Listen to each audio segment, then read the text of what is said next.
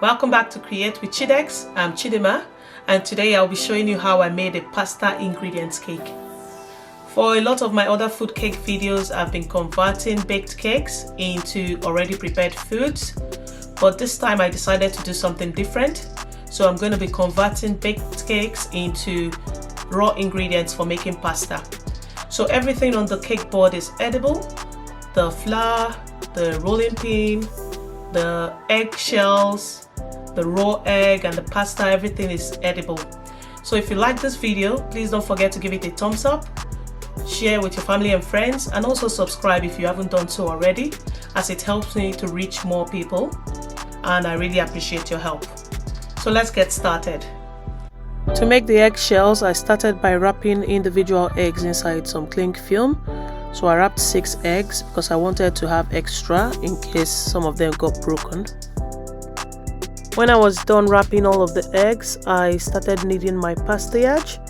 So I'm going to be using pastillage to mold the eggs, using the eggs as my mold. So pastillage is a sugar dough that dries really hard. It's like gum paste, but it dries really hard and crunchy, and it also dries really quickly, so you need to work very fast. So I'm just here kneading the pastillage with my rolling pin.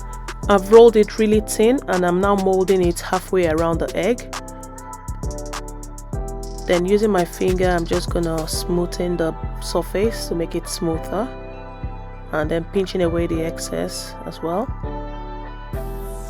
When I was done, I put it in an egg crate for it to dry.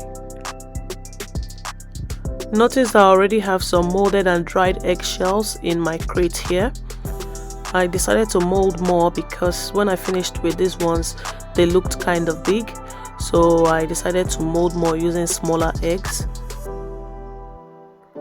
Following the same process, I kept on molding until I had a total of 6 eggshells molded.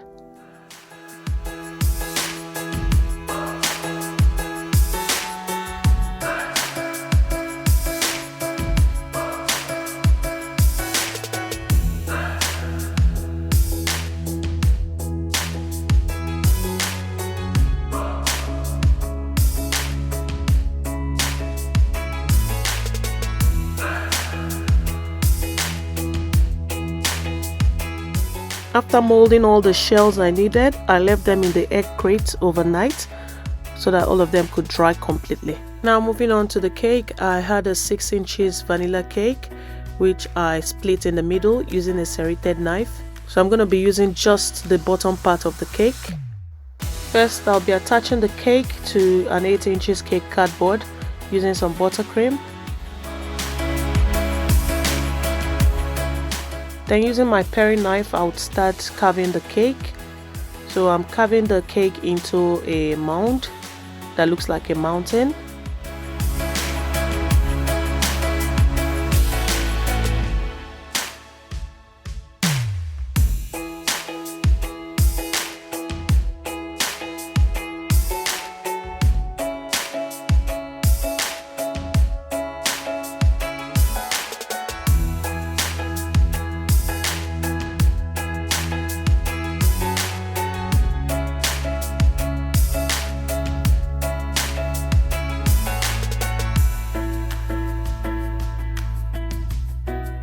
After carving the cake, I'll use my measuring spoon to dig a well in the center of the cake.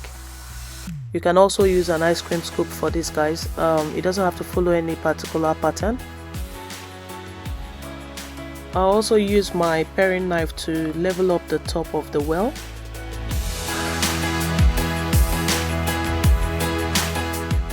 Now I'm gonna transfer my cake to a wooden board, and then using a small offset spatula, I will drop some buttercream all over the surface.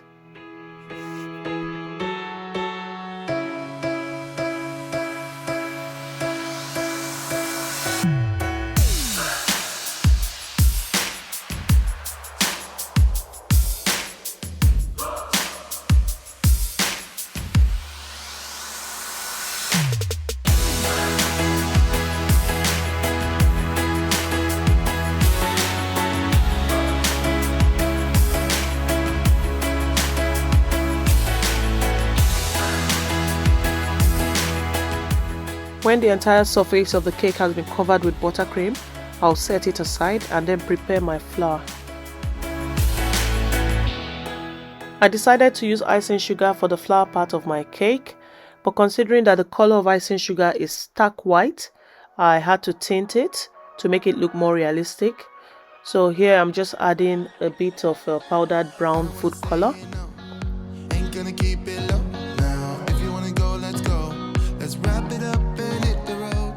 Then a little quantity of yellow gel food color. To apply the gel food color, I'm going to spread it at the back of my spoon. This is just to make it easier to spread across the icing sugar. Then I'll just rub it around the sides of the bowl before mixing it.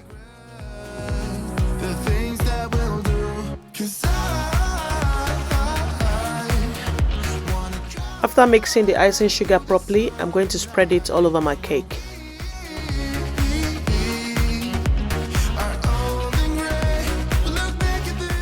Remember at the beginning that we split our 6-inch cheesecake into two, so I'm now going to use the other half to make the rolling pin. So to do this, I'm using a small circular cutter to cut out cylindrical shapes from my cake. Then I'll pass these small cylindrical cakes through a wooden dowel.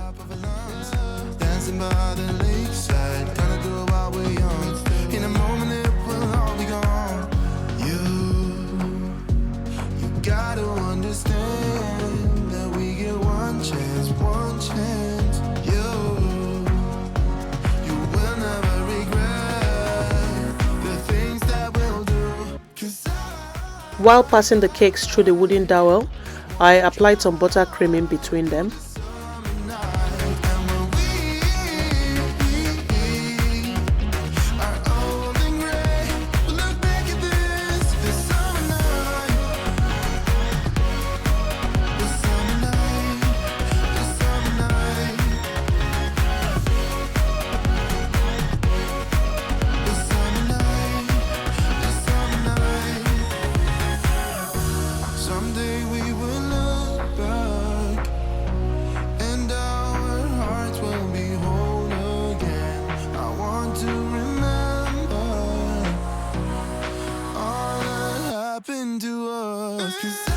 Now that the cake cylinders have all been stacked, I'm going to rub some buttercream all over the surface.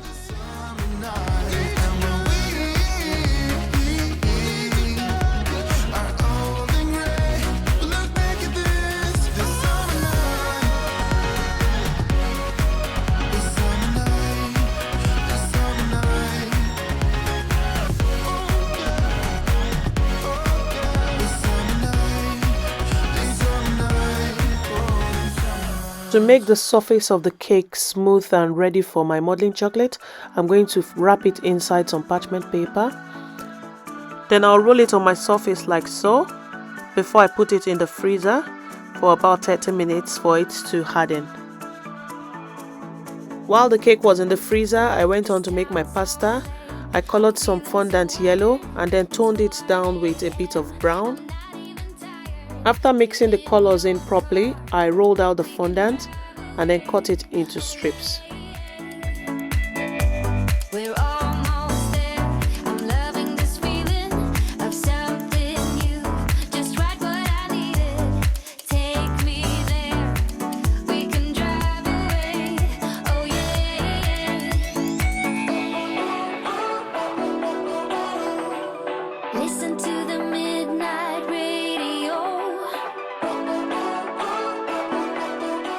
Next, I gathered my strips together, put them on the board beside the other cake, and then sprinkled some icing sugar on them.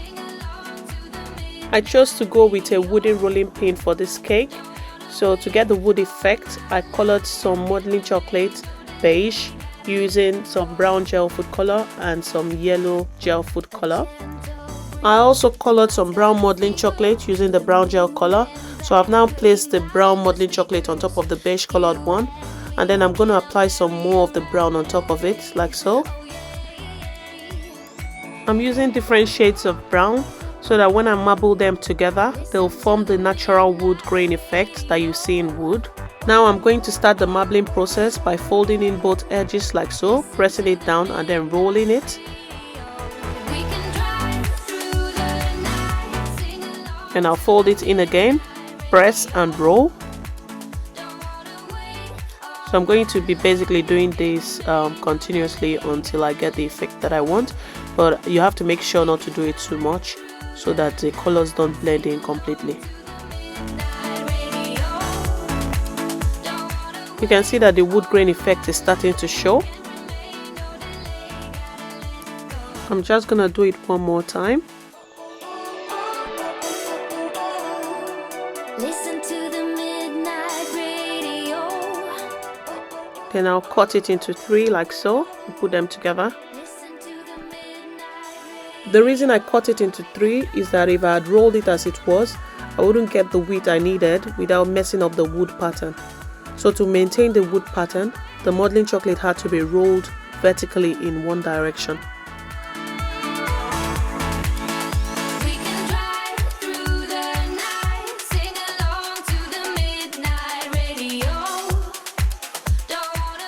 After I had rolled it out, I used the small circular cutter to cut out 2 circles, roughly the same size as the top and bottom of the rolling pin.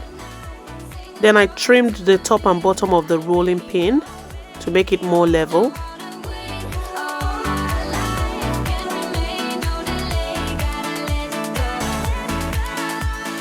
Then I inserted my 2 small circles through the wooden dowel on top and at the bottom.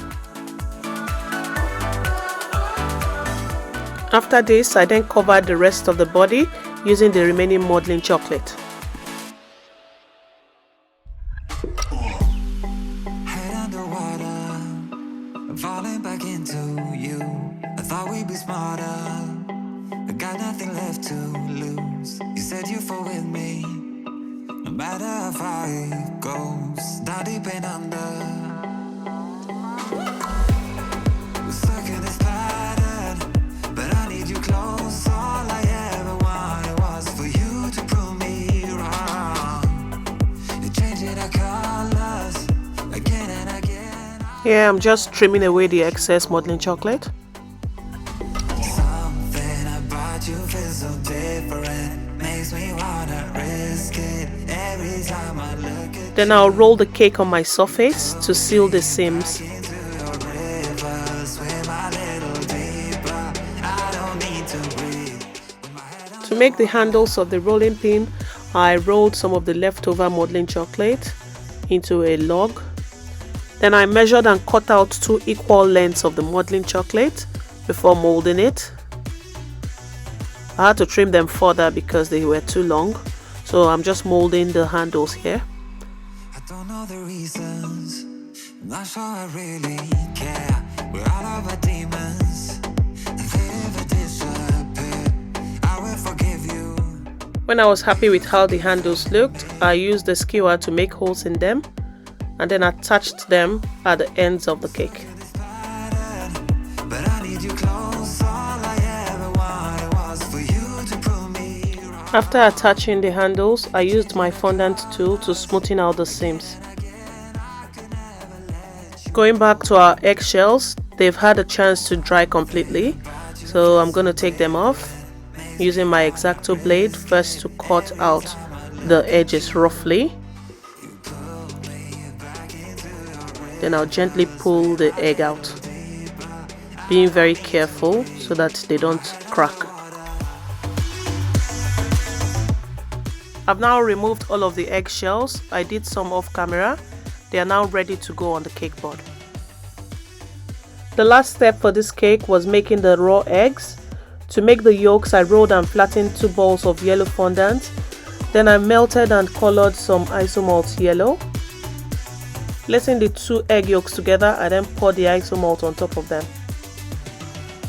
I let the isomalt cool completely before removing it from my silicone mat with the help of a spatula. The next thing I did was to place the egg in the center of the flour cake.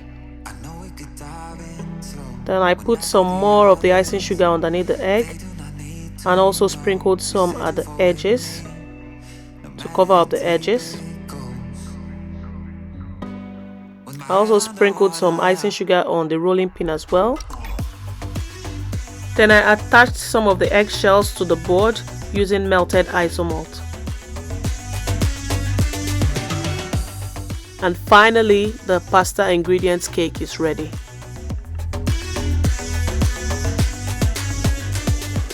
So now I'm gonna cut this cake.